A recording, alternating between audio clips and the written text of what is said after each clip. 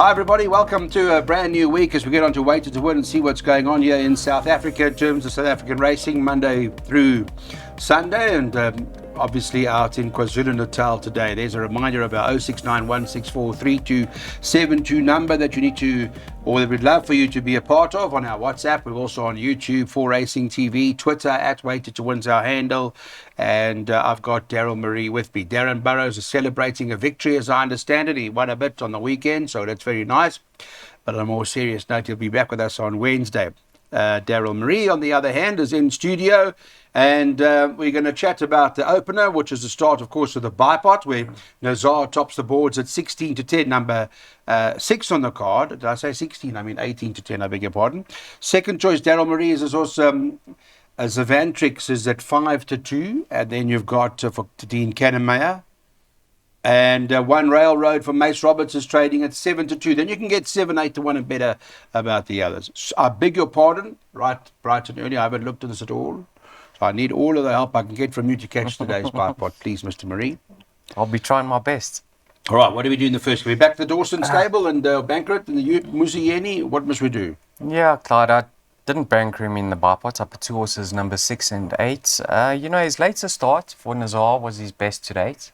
Got my concerns about that form line though. But he's shown enough to be competitive over here. I actually think he's better than what his form reads. I think he's capable of more than just a maiden victory in my mind. The 2-year-old Savantrix, number 8, I watched his replay. He actually showed more pace than what it appears to be in the book. He just gave way very late. He gets that 3 kgs weight for age allowance, and he represents the Western Cape maiden form, which is generally much stronger than the KZN exposed form. Future Variety won from there. Indirectly, there was Mojo Man. So all I can say is, returning from a 3-month layoff, I'd say watch the market with regards to his chances. I think the betting is the best guide. Okay. If he's fancied, I think he'll go very close to winning. Right. Okay, well, here's a bipot from Daryl Marie. This is what it looks like. We'll start up with race 1 naturally, and we're going both the 6 and 8. So, as you heard, those are the 2 to go into the play. Banker the 2 in the next leg. We're going to go with, we believe it's worth bankering Valiente, or Daryl does anyway. Then 2 and 4, then 1, 2, 3, 5, 9, then 1, 3, 9, and 1 and 3. Come on, let's go get the money now. Take this bipot. We spend $120. Second race on the cards, a handicap. It's over 1,000 metres. It's at the 72 level, and yeah, Valiente is the favourite, a recent winner, and won quite comfortably in its last start. We've seen Daryl banker this horse in the bipot already, so I would imagine all systems go, right, Mr. Marie, for this race. I mean, just quickly have a look at the betting, 17-10 about this horse.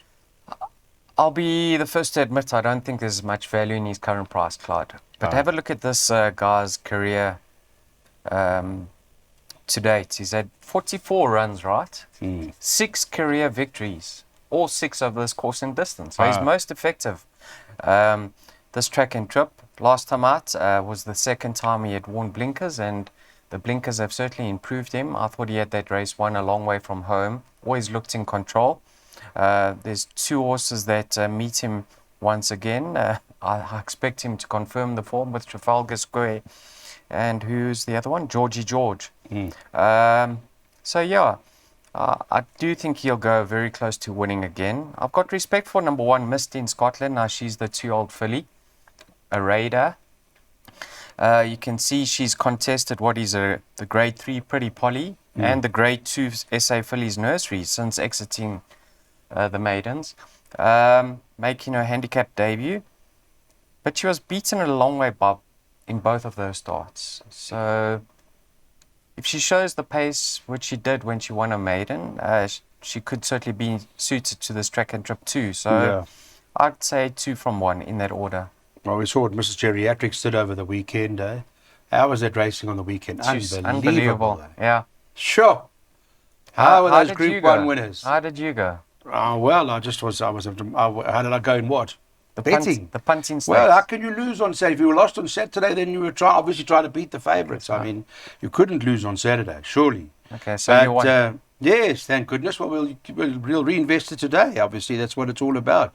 But well done to all of them. What fantastic racing Saturday was. Those Group 1. Sean Terry hit them out the park.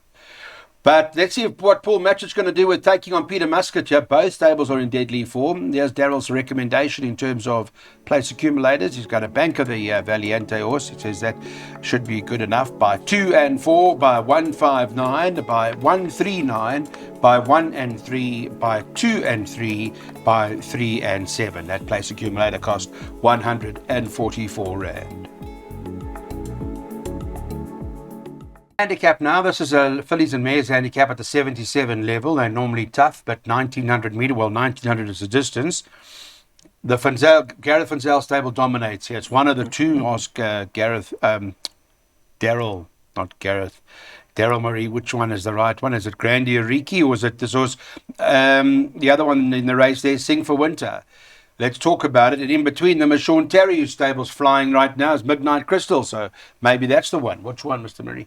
Yeah. How's Atsandiwe as a judge? Yeah, I'm not sure. He's going to be put to the test now. Yes. Because he's chosen Grandioreki over Sing for Winter. Yeah. Personally, I think he's made the correct decision. I think she brings a stronger form lines into this race. Very impressed with her 2 efforts in KZN. Who franked that form line, Clyde? Rocky Reef? Rocky Reef. Not once, but twice. So, having her peak run, I think she'll just right about one. win it. Yeah. I make her a stable companion, the biggest danger. Sing for Winter. Yep. Last time out, she quickened from well off the pace, and that's never easy on the poly track. You know, you'd like to be handy on the poly track, and she came from last.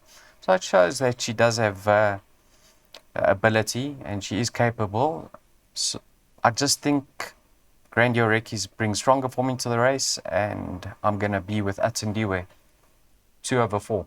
Okay, those are the two. 2 and 4, those are expected to battle it out. So the stable quite strong at the moment. Let's have a look at the pick 6 recommendation for this race, where we go 2 and 4 in the first leg by 1, 2, 3, 5, 9, by 1, 3 and 9, by 1 and 3, then 1, 2, 3, 4 and 11, and the last leg 3, 5, 7 and 9. That's the play. Those are the numbers. That's the amount we recommend. There's the QR code. Do what you need to do.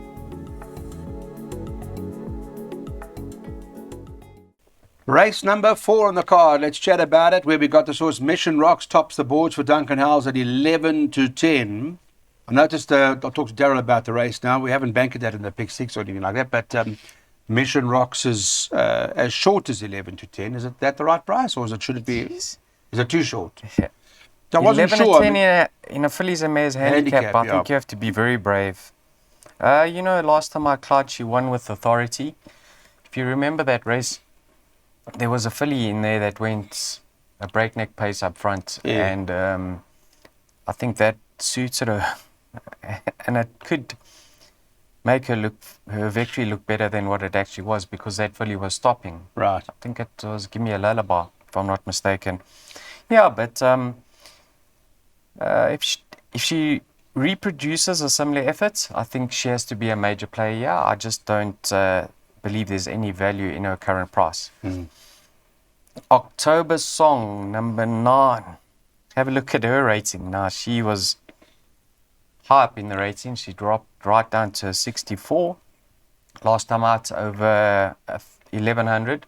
She quickened up well, suggesting that the 1400 will be favorable. She has actually won over 1400 in the past.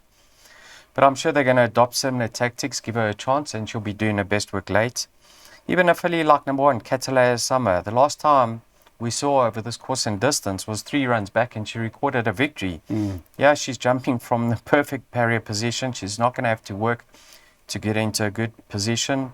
So there's other runners here. I think the favourite's far too short. Noble Storm, she's had 2 runs over the course and distance for 2 victories. She's a much better poly sort. So, yeah, you want to go That's now wide. being, just so you know, Noble Storm's just been scratched. Oh, has it? Just been taken out right now as we speak. Thank you. Just been lost, 2 and 3. Yeah, so Okay. I don't... Well, Got that you. means the favourite's going to shorten even further. So Yeah. definitely no value. No value. All right, well, maybe that October, that Shanta's Pride came from that victory to win. So that Shanta's Pride represents October song. Maybe that's worth putting into the play. Well, this is the plan. You just heard as we announced whilst we're doing the show. They've just scratched the 3. There are 2 scratches from here, 2 and 3. Here's a look at what we recommend that you do: 1, 2, 3, 5, 9 in the jackpot. Maybe leave the scratchings in because your tote favourite wins. You double up or treble up, whatever the case may be, or up to you. We'll leave it to you guys. By 1, 3, 9. By 1 and 3. By 1, 2, 3, 4 and 11.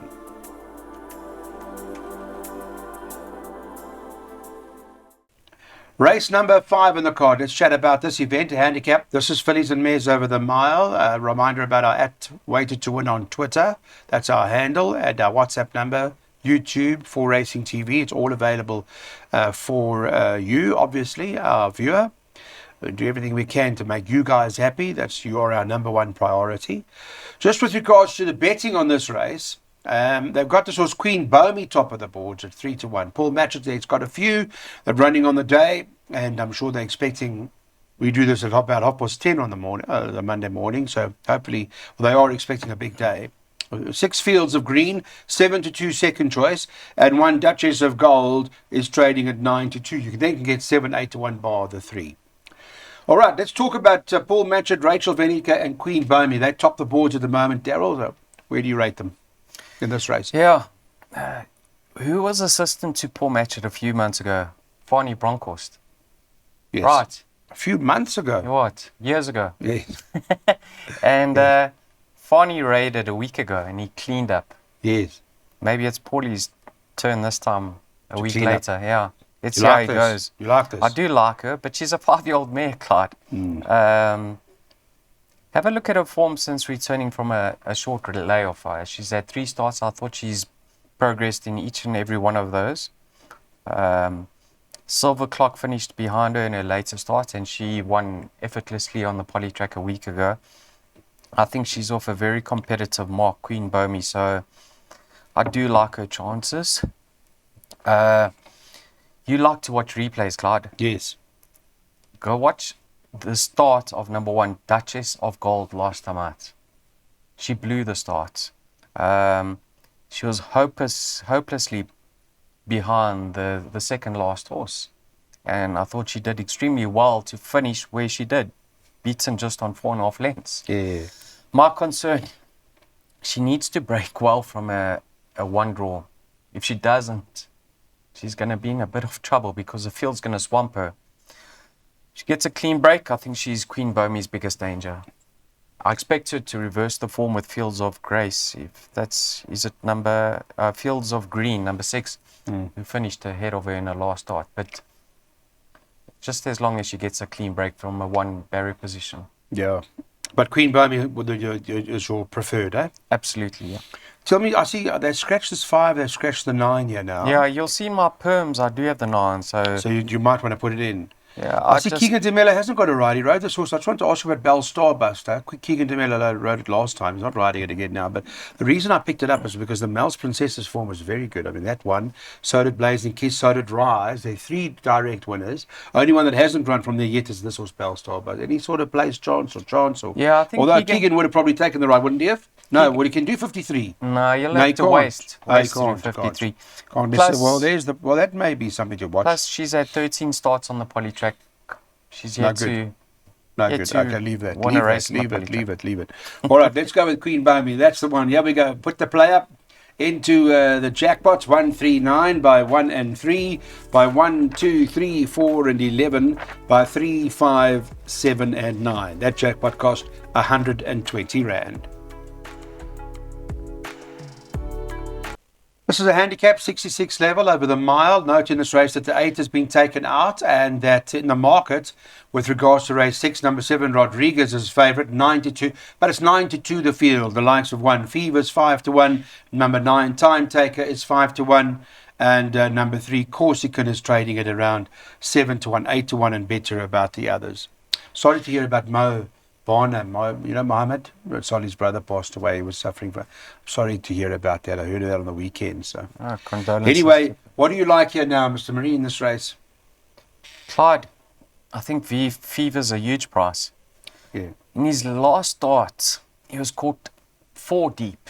The commentator said very, very deep going into the bend. Just had no luck from that wide draw.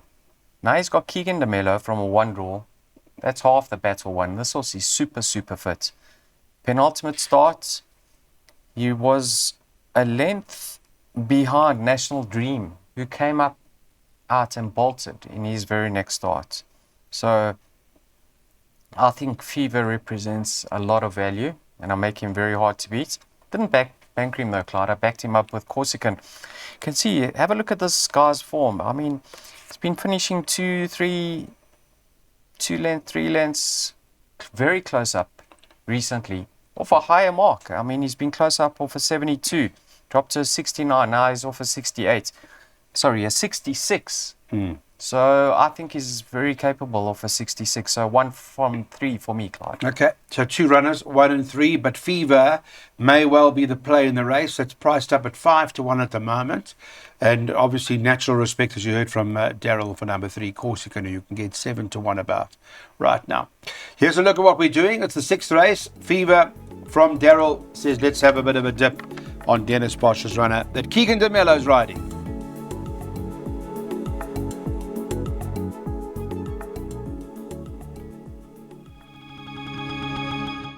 Welcome back. Let's move on to race number 7. This is over 1,600 metres. Again, 4-1 the field. And Sean Terry's got 1 Eagle Alley top of the boards at 4-1.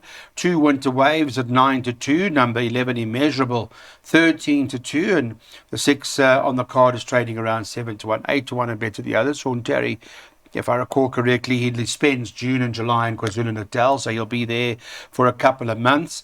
And may well be the horse to beat. What do you make of the race, Mr. Marie?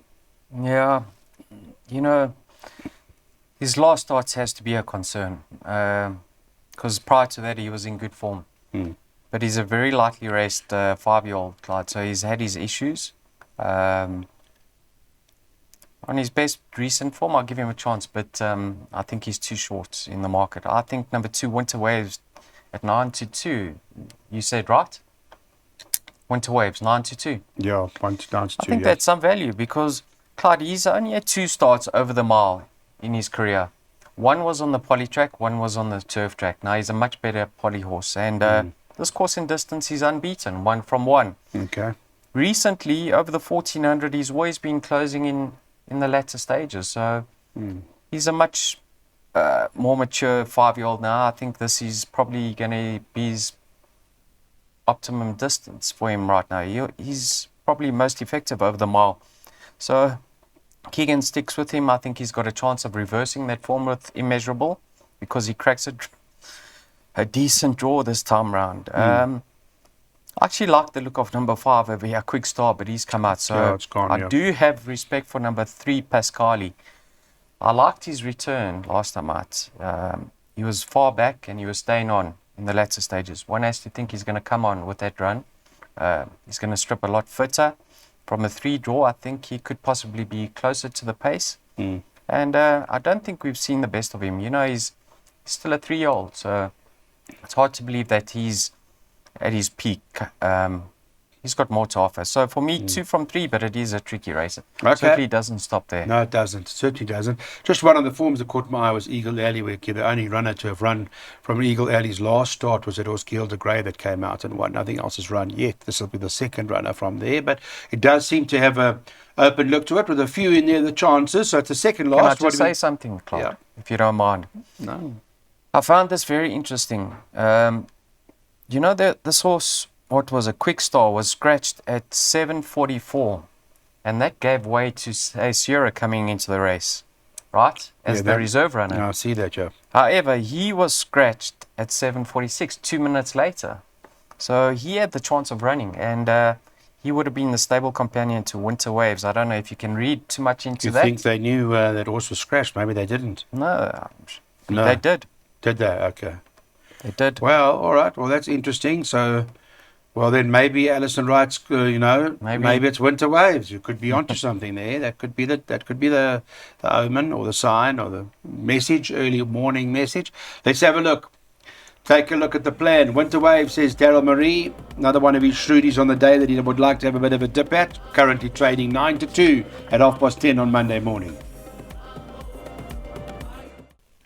Welcome back, everybody. Let's move on to the last race now on the card and take a look. This is where Dual Agent tops the boards at 5 to 2. Second choice, number 7, African Beat, who's trading at 28 to 10. And number 9, Sky Velocity, is trading at around 7 to 2. Then you can get 7 or 8 to 1 and better about the others. So hopefully by now we're still running and all things are going well into our last race. Daryl, if that's not the case, in the unlikelihood of that being the case, right? Where we are not running in our play, what's the plan? What are we going to do to get money back? Darren Burrows has given the green light for number 3 of your Dual Agent, and he's in good form, old Darren. Yeah, he is. He's having a run. No, if you watch replays, Clyde, you'll see this horse was caught 4 wide throughout on debut, right? I thought that was a very decent effort. I expected her to fade away, considering she covered the most ground. She still stayed on in the latter stages. You know, she's related to Rascallion. So one has to believe she's going to love the step up to a mile. But more interesting over here, Clyde, Pierre Cornet Orpha has come to KZN for one ride. Sure. Obviously, he's been back in the Western Cape. He's come back to KZN for one ride. He's sticking with her. He obviously felt something last time out. The winner trotted up, won by 3 lengths. So she was close to the second place run on that occasion. Extremely well bred. So she's certainly one of the leading lots of here. I'm just concerned her inexperience. That's the only concern I have. She is inexperienced. Then number 7, African Beat. Now she's well related in terms of stamina on her dam side. Ocean Warrior, who's a 10 furlong horse, is her half brother. She's been consistently thereabouts over shorter distances. She now steps up to a mile. She's got the more experience of the two. So I really believe the two-year-olds are going to fight it out in numbers 3 and 7, in my opinion. The other two are well exposed in number 5, Trip to Nebraska, and number, 9, Sky Velocity. They appear to be very limited. So 3 and 7 to fight it out. Darren's very bullish on number 3. Yeah, Dual Agent could be anything, and if Cornet was only there for the one ride, I don't think you want to let this one go. He obviously must have felt something. So that's quite interesting. Let's see how that plays out. Was that Dual Agent run? It wasn't Polly, eh? It was Turf. No, Turf. Yeah. Okay, well, it's Polly now, so who knows what difference that will make. But the plan from our perspective is as follows. For the last race here today, Darren Burrows is saying he likes Dual Agent very much.